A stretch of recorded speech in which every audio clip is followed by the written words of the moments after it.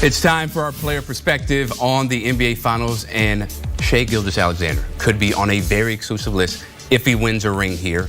These are the last 5 players to win MVP and a title in the same season, all current or future first ballot Hall of Famers. And with that, we welcome in former NBA player John Henson to discuss what's on the line for SGA. And John, the MVP is 4 games away from winning his first ever NBA title after 3 straight seasons of being first team All-NBA. What exactly would a title mean for him, both in terms of just the overall NBA landscape, but also in terms of OKC's history? Yeah, I mean, it would mean a lot. And you figure, I mean, he's the guy, so he would probably get Finals MVP, which, you know, would even narrow that, make that list even kind of more legendary, because you're going to add Hakeem and Magic and Kareem and Shaq to those accolades, kind of Mount Rushmore type stuff. So it's a lot on the line for him. I don't think he notices it. I think he kind of just still, you know, playing within himself, his team, and not being distracted. But I mean, for him to be doing this type of stuff all in the same year, I mean, what more do we want from a guy at that age, right? OKC has to be just loving what they're doing right now. And SGA, he's in the driver's seat. So his success in winning this finals, I mean, it puts him into rarefied air. And I think this is only just the beginning. I think they could win a couple more depending on who they're going to pay and, you know, the maneuvers Presti's going to do. They have the picks. They have the draft capital. They also have the young stars as well that they don't have to pay yet. So they've got a couple years left before they got to make some decisions. So this is just the beginning for SGA. I think that OKC wins this easily and he gets MVP and firmly supplants himself into the conversation as one of the best players that we've ever seen. No, it's been an amazing trajectory for him, right? Coming over from Kentucky, you know, he starts with the Clippers, they make that trade, and now becomes one of the best players in the world. Now, let's say the Thunder beat the Pacers in 5 and steamrolled them. That would mean the Nuggets were the only team to force OKC beyond 5 games, let alone 6 in these playoffs. So how much more impressive does that make Jokic's performance, Nikola Jokic's performance, that is, in that series? Well, that's what makes him so great. He forced OKC to have to play a style they didn't want to play. OKC is drastically better with either Chet or Hartenstein on the court. The splits are night and day, but they were forced to play big. They had to go play Chet and Hartenstein together, and they're just not as good when those 2 guys are on the court together. New age NBA, Chet spaces the floor. Hartenstein is not an offensive threat as much as Chet. So that just is a testament to the greatness of Nikola Jokic, almost putting the champs that are pretty much steamrolling everyone on the ropes. I mean, Aaron Gordon doesn't hurt his hamstring.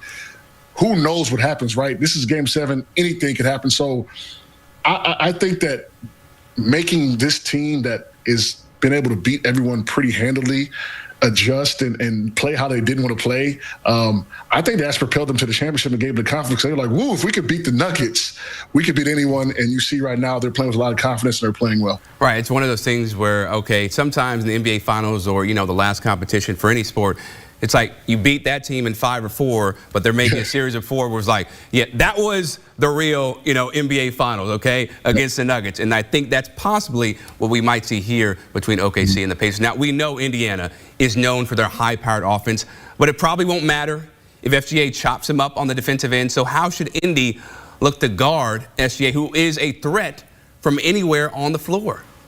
You got to give him different looks. He's one of those players like the LeBrons and the Stephs where if you guard him with one guy, he's gonna study that guy.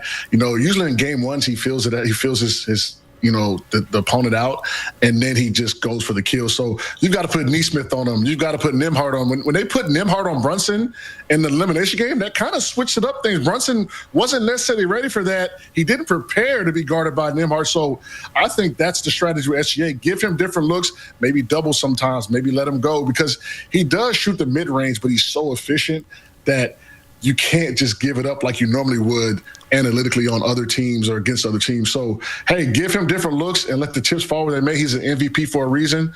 hopefully he misses. Right, that's it, right? And hopefully the refs do not call a foul, because if the Pacers, you know what they want to get handsy, we know SGA, you know, he calls fouls, or he doesn't call fouls, but he has a very adept ability at drawing fouls, and that's something that bothers a lot of his opponents. Now, the Thunder enjoyed trotting out the best defense this entire season. Hasn't really changed in the postseason, John, save a few games.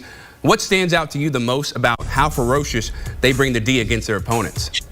Well, if you look at it on paper, Chet didn't qualify, but they have 3 All-NBA defenders. J-Dub and Lou Dort, they got All-NBA defensive honors this year. 2 All-NBA guys, right, and SGA and Jalen Williams. And then you have Hardenstein and Chet, who are plus defenders. SGA is also a plus defender. So you have 5 plus defenders on the court at the same time at any given moment.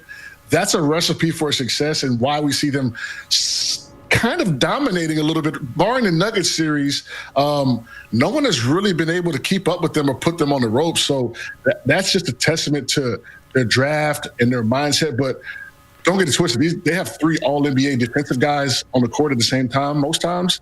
That's going to be tough to beat. I don't care how good your offense is. Right. I mean, they play a brand of defense that is really exceptional. And you know, people can play like, yeah, teams don't play defense, right? Well, OKC, they do that, and they do that very well. Now, you know, our friend Avery Johnson likes to call Tyrese Halliburton a waiter because he sets the table for his offense. He does so in such an elegant way. OKC's defense, though, they're hunting to flip that table up and make it messy. So how should they defend Halliburton in your eyes? Well, Halliburton struggles against these guys in general. He's only averaged 11 points and 5.5 assists against them this year. You know, obviously over 82 games, that doesn't matter. This is a different series, a different season. But they have the bodies and they have the size. And I like to treat Halliburton like back in the day when Steven Adams was in OKC with Russ. If Russ got Steven Adams the ball, it was going to be hell for me all night. He was going to be physical. He was going to be energetic. He was going to be bullying, throwing people around. If he didn't get the ball and missed a couple shots, it was going to be an easy night for me. So you have to stop Halliburton from doing what he wants to do early, and I think that deflates the whole Pacers team.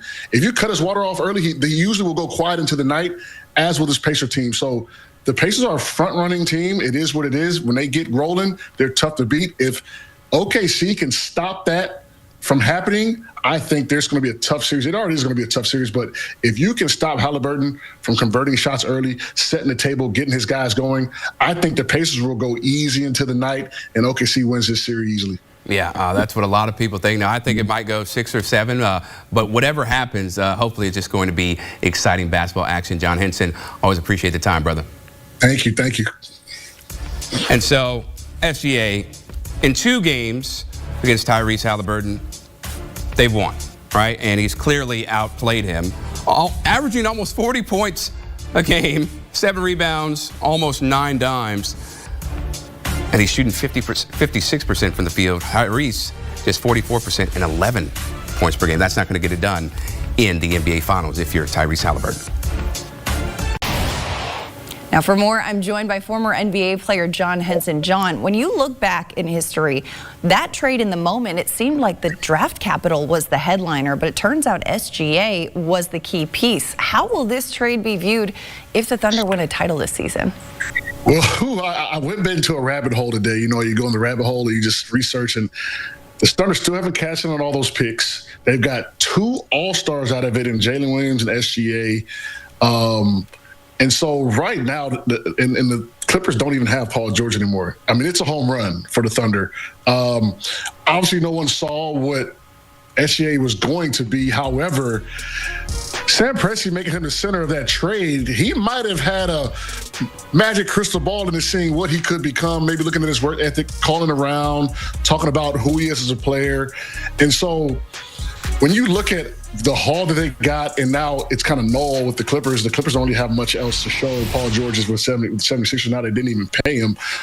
You've got to just look at Sam Presti as why he's got Executive of the Year multiple years, and the Thunder in the Finals.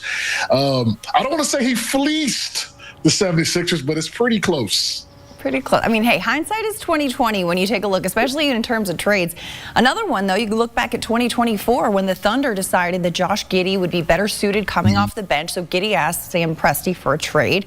The Thunder found a trade partner in Chicago. The two made a 1-for-1 deal, trading Giddey to the Bulls in exchange for Alex Caruso. Now, Caruso been one of OKC's most impactful players this postseason. What has Caruso meant to the Thunder?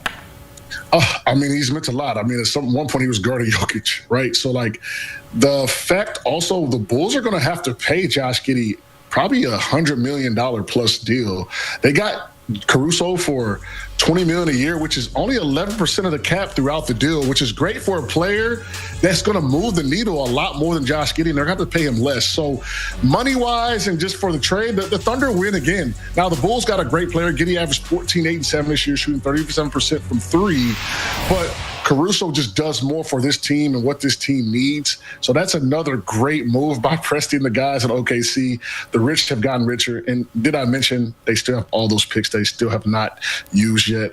And so they could go get them someone else this summer if they feel they need. Absolutely. The picks are a key part, too. Now, the Pacers, they also benefited from trading away Paul George. In 2017, Indiana traded him to OKC for Victor Oladipo and Domantas Sabonis. Then in 2022, the Pacers sent Sabonis to Sacramento in exchange for a package that included Tyrese Halliburton, a player who's proven to be the face of this team in the finals. How should Kings fans feel about trading Tyrese Halliburton for Domantas Sabonis? Well, if you would have asked this last year, we would have said, the jury's still out. But right now, I think the Pacers are ahead of the game right now. 2 consecutive Eastern Conference Finals appearances, including a Finals appearance. And then the Kings were trying to decide, do we keep Fox? Do we keep Halliburton? Fox isn't even there anymore. So they lose Fox, and they just have Sabonis left. Now, Sabonis has led the NBA in rebounds all 3 years that he's been there. He's been an all-NBA, all-star caliber type player. But if you take the stats and the players and you put them aside and you look at team success, the Pacers did what they wanted to do. They got their star of the future, and they're winning at a high level. I cannot say that for the Kings at the moment. So the Pacers, as of late, have won that trade.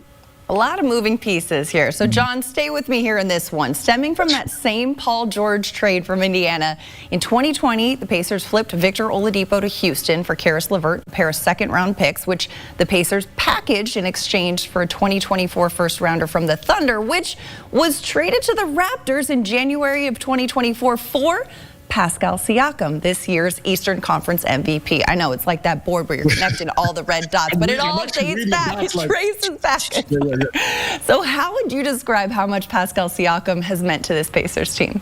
I mean, it's meant a lot because the Pacers kind of swung for that. They gave up Bruce Brown, a first-round pick, a couple other players. As you see, 3 future picks. And they got their guy, their Eastern Conference Finals MVP. So you have to say right now that they've won the trade. Now, the jury's still out on this because the Raptors flipped Brown in that first-round pick into Brandon Ingram. So I wouldn't just say the Raptors lost his trades yet. We're going to have to see what they look like next year with Barnes and Podol and those guys over there. But for now, the Pacers are in the lead, but the Raptors definitely going to have something to say. As I've said before, they flipped an All-NBA All-Star from the Brown and the first-round pick to Ingram. So I wouldn't say the Raptors lost his trade yet, but right now the Pacers are ahead. Pacers are ahead, and the Pacers are in the finals. John Henson, thank you so much for the insight. Now, the NBA Finals are set with each the Oklahoma City Thunder and the Indiana Pacers looking for their first NBA championship. Game 1 of the series Thursday at 8:30 p.m. Eastern. Coming up, we get a player's perspective on this NBA Finals matchup. That's next, right here on CBS Sports HQ.